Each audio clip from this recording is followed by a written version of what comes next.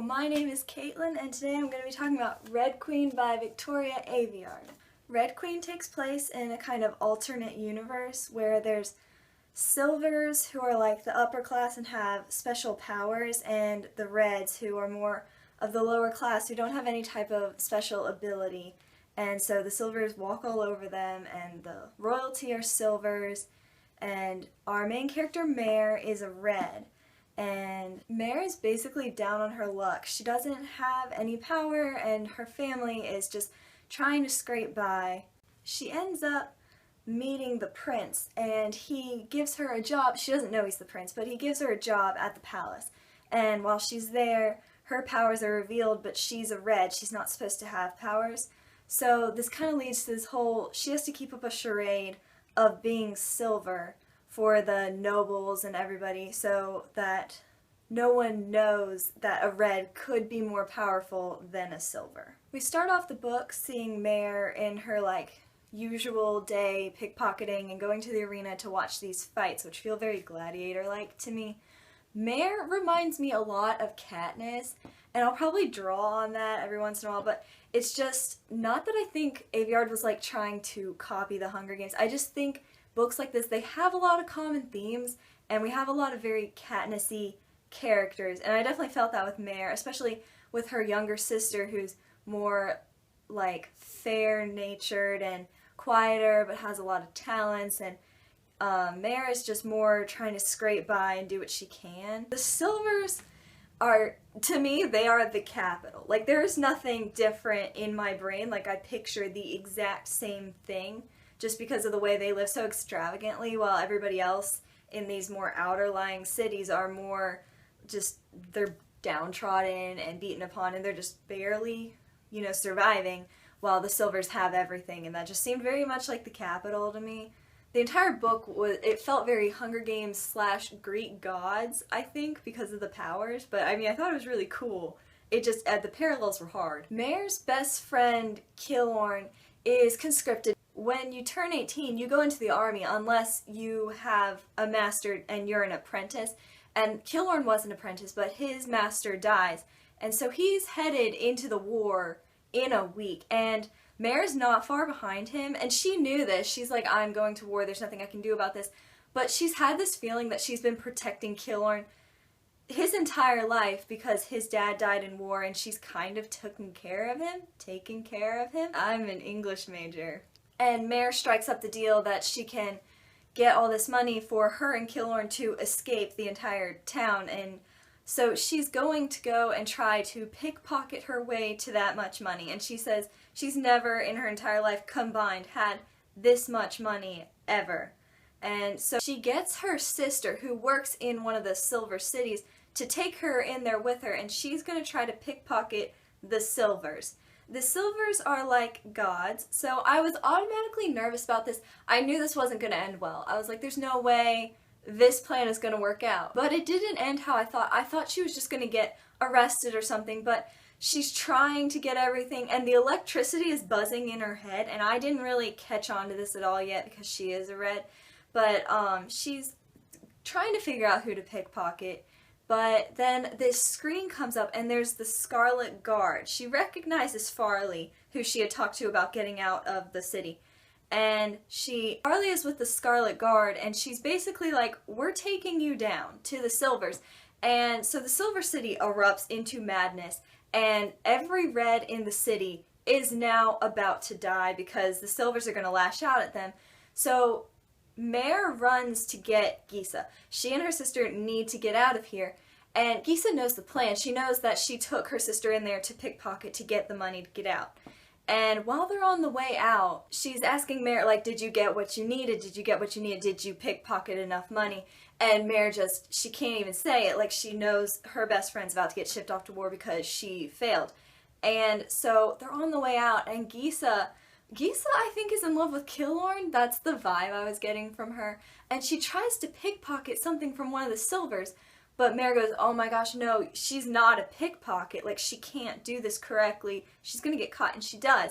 And they shatter her hand, her sewing hand, the hand that was going to support her entire family, get her brothers a job, get their family enough food. And so now they're kind of out of luck, but they gotta make it out of the city. They get back, her hand's all shattered, and so things are even worse than they were that morning when they started. And so that night she goes to, I think it's like an inn or some sort of hotel, and she's just pickpocketing people, especially the drunk ones. She's like, no one's gonna notice me.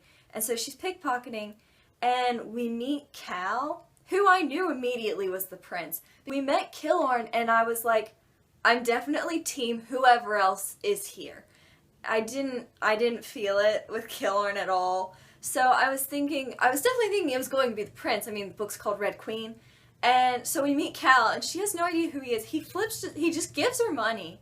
And he's like, maybe this will hold you off. And it's not enough to get her or Killorn out of the city, but I mean, it's a lot of money especially to pickpocket off of one person, and especially because he gave it to her. And so I knew this was the prince, and he says my job pays well. And she's like, oh, he must be a royal servant. No, it's the prince. And I mean, I get why she didn't see that. The prince is not supposed to be there, but I definitely like caught that first thing. And I was like, okay, this is the love interest that I want. She is talking to him, and I feel like Mare is very an introverted, not introverted, but like just she keeps to herself, and she says she spills like all her secrets to Cal, who she's just met, and she says he has these warm eyes and she feels warmth coming off of him, and we find out he's a burner. And Maven does this too. I was wondering, do burners also have like warmth of emotion? Because she always feels so comfortable around them, especially when they're warm. Is this kind of like a whisper thing too, like how the mom can like get people to say things? Is this the same feeling where like the warmth draws it out of her? I was kind of confused, but I like that she really got to know him that first night, and the next morning she gets summoned and Cal has given her a job, and she thought she was being hauled off to die, but no, she just is a servant now at the palace and with a lot of good money. At this point, I'm still concerned about Killorn. Like, I don't want them together or anything, but I was like, he's getting shipped off to war ASAP. We need to take care of this. But she's doing the best she can. She's trying to keep up with the other servants because she's never been there before. And then she sees Cal, and she's like, he's the prince. I've met the prince, and he gave me a job, and now I'm very confused. She's about to witness this very violent version of The Bachelor. That was, immediately I was like, oh, all these girls are here for the prince. This is The Bachelor. This is the selection. It feels that way, except I know it's going to be a lot more raw because the girls are like mighty powerful. She's watching the girls show their powers, and she's feeling all the electricity, and she's like, oh, I'm not used to how much electricity is in this room. I can feel it. And I was thinking that was normal. I was like, okay, she has like that small amount of electricity a day. They have like rations, and maybe this is like making her react just because she hasn't been around it. Maybe that's like plausible. I didn't really see the powers coming at all. And the punk rocker girl, that's how I pictured her. What's her name? Evangeline. She's down there showing her powers, and Mare falls. She's headed towards the electricity thing that protects the girls and the people from the girls. And she's looking down, and she's like, she has this sense of calm. She's like, I'm about to be cooked. But she isn't, and she ends up showing her lightning powers. And she's quickly shuffled away. And they're confused about what to do with her, this red with powers. But the king and queen, they're crafty. They know, we're going to use her as a distraction. That's also like another way I got the Katnissy vibe from Mare, is that she's supposed to distract from this rebellion and make people be like, oh, there's a red in royalty, and that's supposed to kind of calm them down a little bit. So I kind of got that same feeling. I hate this queen. She first goes through all of Mare's memories, and like, I hate her the most out of the family. I don't like the king, but we don't really see him too much as we see the queen. And I like Cal. Poor Maven. I felt so bad for him at this point, but we will get to that later. So the queen is done digging through her memories, and she said, you're red in the head, silver in the heart. And then we find out she's going to be engaged to Maven. I thought she was gonna be engaged to Cal, and I was like, this makes things so much more complicated, because now we have 3 love interests. And I didn't really like Maven that much at this point, so I wasn't happy. I mean, I thought Cal was our boy. Like, I liked him immediately, but we're now not engaged to him. But then I ended up liking Maven a little bit, especially because he finds Cal and is like, let her go see her family. So I was like, oh, well, that's kind of sweet. He's gonna be nice and help her sneak out so she can go visit the fam back in the regular village. We find out that Shade is dead, and I knew all three of her brothers were at war, but I had kind of forgotten because they weren't a huge part other than the earrings, which I really liked that. That was really cute. I love that she had an earring for each of them, but I was upset to find out that Shade was dead. But it wasn't terrible because we hadn't met him.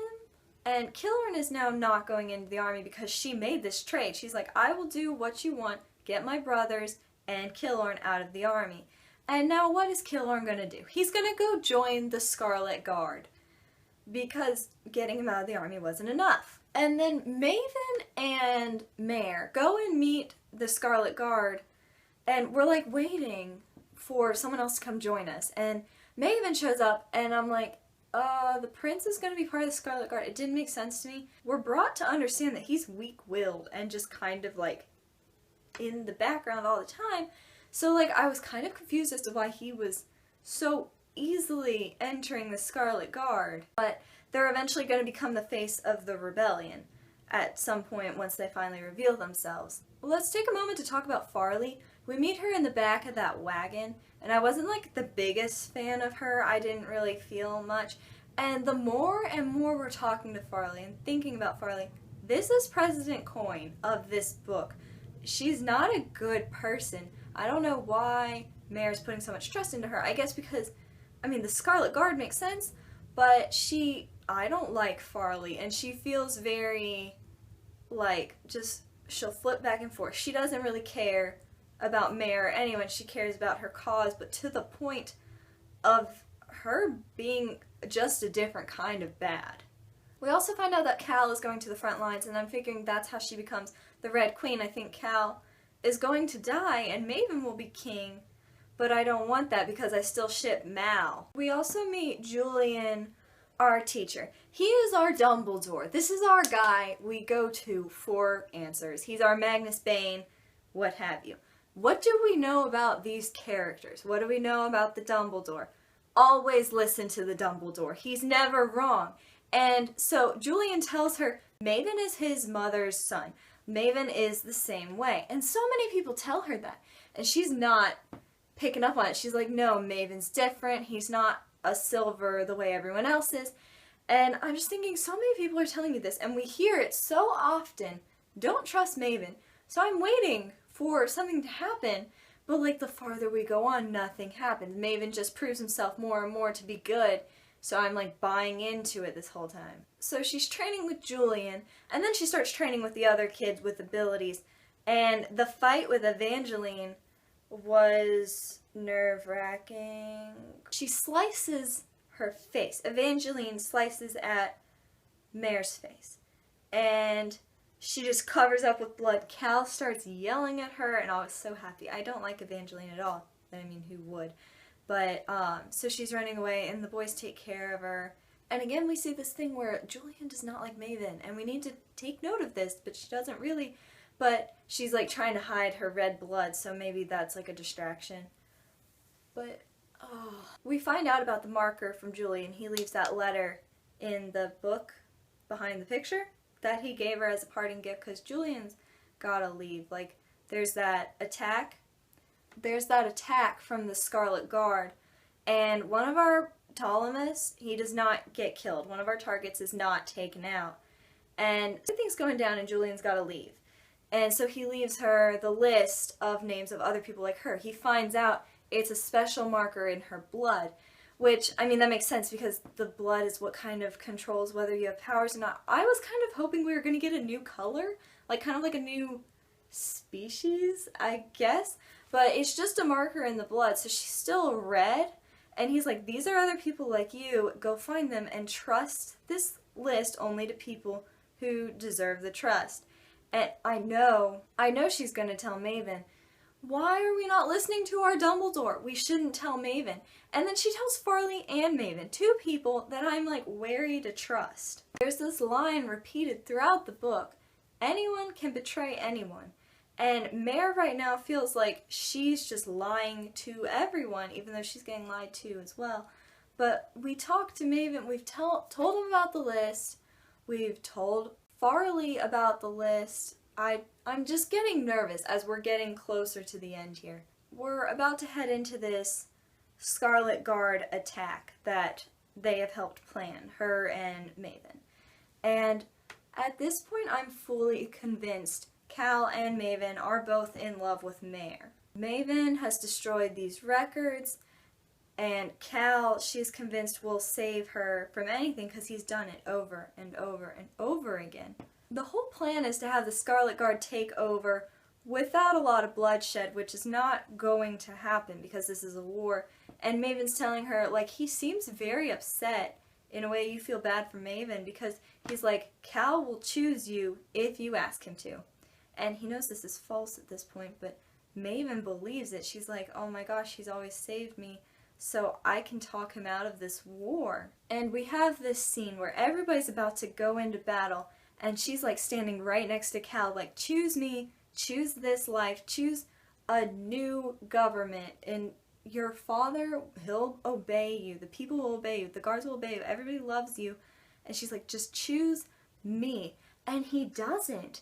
And I was kind of confused because I was with Mare here thinking that Cal was going to choose her, so she's put in handcuffs. Maven is put in handcuffs, and they're being controlled by Avrin, the guy who stops the powers. And they're taken up to this tower where no one can hear them, and it's just the fam and Mare and Avrin. And so this is where we find out the evil master plan. The Queen and Maven have been in on this together. They've been planning to take the throne for a very long time. And we find out that the Queen made Cal's mother kill herself. That's terrifying because she has this whisper ability. And now we have Cal holding the sword and his dad's right there, and the Queen, is whispering to Cal. And she makes Cal kill the king, which I did think that was going to happen. But now I'm like worried Cal's about to like run himself through with the sword. But that's not what happened. She clicks the cameras back on, and we all of a sudden see that the Queen is about to play a part, and Maven is too. They run over to the king, crying over his dead body to make it look like Cal killed his father for the crown. And now Mare, she's just down the river. Like, so is Cal. They're going to be executed for this. No one's going to forgive him for this. The Queen and her son are such good actors because now they're just pretending. And, like, everyone's going to see this. There's no way, like, the evidence is so strong. The false evidence is so strong, no one's going to believe this. And Maven has done a great job this whole book acting. And I think he really did care for Mare. Like, he wanted to marry her. He really did like her, I think. But, Mare's like, you used me. And Maven, he looks like a completely different person to her because he's all of a sudden, like, just so cold. And he goes, catching on, are you? Son of a... So now, Mare and Cal are about to be executed. They're at the arena, the gladiator arena, and they're about to get sent in, and we see Lucas, her guard, who was always super nice and very sympathetic with her, even though he was a silver, and even though he did have the wrong ideas, he wasn't a bad person, and he is angry because he knows that Mare used him. He got his memories back. The Queen gave them back from when she and Julian went down to the dungeons to get the friends out of the dungeons. And seeing him so mad, and like, I'm wondering how we're going to get to apologize to him, and Lucas just gets shot. Like, he's executed as well. And that was hard because there's no redemption for that relationship, even though I really liked Lucas. And then we go into the battle arena. Cal and Mare are facing these 5 Silvers. And, like, Maven has told Arvin, that guy, to not let Mare use her powers while she's in the arena because he knows she's powerful. She is red and silver and stronger than both. That's, like, the whole thing. So Cal is just like, stay behind me. I'm going to try to fight as long as we can. He's like, this is not going to be an easy death. They're going to hurt us, torture us until we die. So Cal gets in there. He starts fighting like crazy with the fire. And Maven has even diminished his power. There's something with the sand. I didn't catch on exactly what it was. Maybe the sand was damp or something. But his fire is not as strong. And the other Silvers have there's nothing wrong with their powers. And Evangeline and her brother Ptolemus start bringing up spikes from the ground. Like, they're taking all the metal they can possibly find because they're the Magnetictrons. And they start throwing the pipes. And the other ones who are trying to kill Mare are also throwing these pipes that they found on the ground. And so Mare has one option. And so she's, like, standing in front of Arvin, and just the pipe gets thrown at her by the strong arm, and she just drops so that Arvin dies, and she now has her powers back. She goes lightning crazy. Like, there's lightning from the thing. She can create the lightning. She takes everybody down. Maven is above her screaming, kill her, but there's still the shield at that moment, so they can't kill her. So she takes out the Silvers. Evangeline runs, and so she and Cal are left, and she's thinking, we have a shot to get out of here, but then all the soldiers come in, and Maven, he's going to kill them. And I was wondering why she just didn't electrocute all of them at once. And she said, like, there's too many of them, but she's also kind of all-powerful. I guess she couldn't protect herself from the bullets. Like, that would be impossible, so maybe that's why we couldn't do anything about it. But, they get saved because there's where the nymph was using the water from, there's that block, and just a gun pops out, and just and they get saved. And it's the Scarlet Guard, so that makes me like Farley a little bit more. Maybe she's just rough around the edges, but I'm still not trusting this girl. She wakes up, like, she passes out, so they're pulled under, and she's out until she wakes up in this train, and she's like, she sees Cal, she sees Farley, she sees Killorn, and she's like, all these people are dead, and I'm dead too. And she sees Shade, and she's like, I'm definitely dead. And Shade is like, no, I'm alive, I'm part of the Scarlet Guard. They couldn't catch me. Because he has powers too, he can teleport, which is cool. And so we come to the end of the book, and when I started this, I thought this was just a one book, but it's a trilogy, a series? I'm not exactly sure. I know the next one's coming out in February, Glass Sword, something like that. And I hate Maven so much. Like, I can't wait till the next book, and we gotta kill him. Like, I actually think if this is a trilogy, it's I feel like it's a trilogy, maybe not, I don't know, but, like, I think the next book, we're gonna kill the Queen, and then the last book, we're gonna kill Maven. Maybe not, because Maven, I don't think he's strong enough to rule on his own. He's a smooth talker, which Mare notes. She knows that she's like, Cal was born in the place that he has to rule, but Maven was meant for it. So I bet we kill the Queen, and then we kill Maven, and set up this new republic. Cal's gonna be in it. Mare is thinking that she and Cal are never gonna be together because they have betrayed each other. Like, they've lied, they've hurt each other. I think they're gonna find a way to get over it. I think their anger is gonna unite them. She's like, that is the one thing we share. We both hate Maven. We both want to kill him. And I think that might be what connects them together, and working together with the Scarlet Guard. Even though Cal is not with the Scarlet Guard, they're like, we're never trusting a prince again. Look what happened with Maven. Which I get, but I think that they're gonna get together. I'm shipping Mal. That is my ship. So now we just have to wait for book 2. I really liked it. 4 out of 5 stars, I think. It was really good, even though I was feeling a lot of, like, Hunger Games and stuff like that. Not that she was trying to, it's just, it's the type of story it is, and I think I've just read a lot of that lately, so maybe that's why. It wasn't like peak enjoyment, but it was really, really good. And really, really addictive.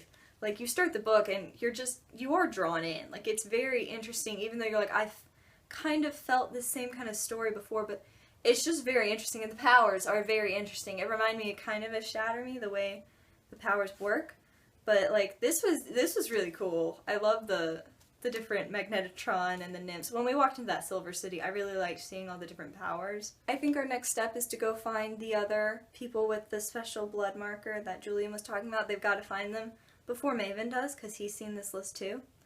So, yeah, it was a really good book. I really enjoyed it. Thanks for watching. Bye!